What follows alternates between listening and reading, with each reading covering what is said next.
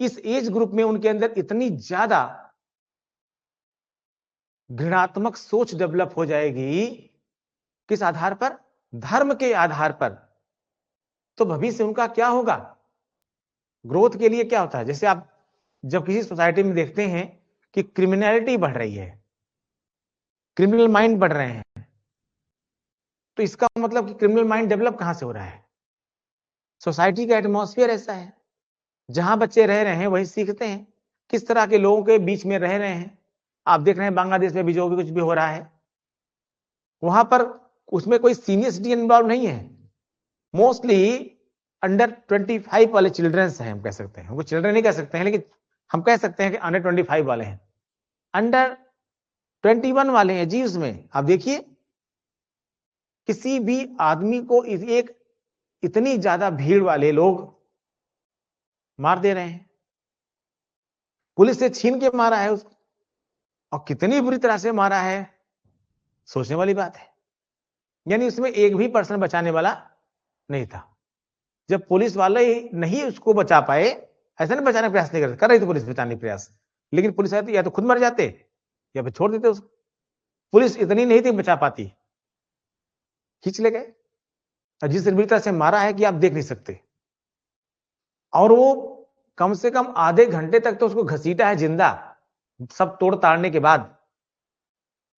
उसके बाद कितनी दर्द से गुजरा होगा सोच सकते हैं आप। उसके बाद उसको मारा है, ठीक है, लटका दिया, कपड़ा उतार लटका दिया है उसको, नंगे उसको घसीटा है आधे घंटे, और उसके बाद यानी मरे हुए उसको आधा घंटा भी नहीं हुआ होगा कि उसको जला दिया लटका करके। समझ रहे हैं? तो ये कौन सा माइंड है जी? ये इतने छोटे बच्चों के दिमाग में जहर भर कौन रहा है? कोई तो जहर भर रहा है ना। इन जहर भरने वालों को रोकना होगा।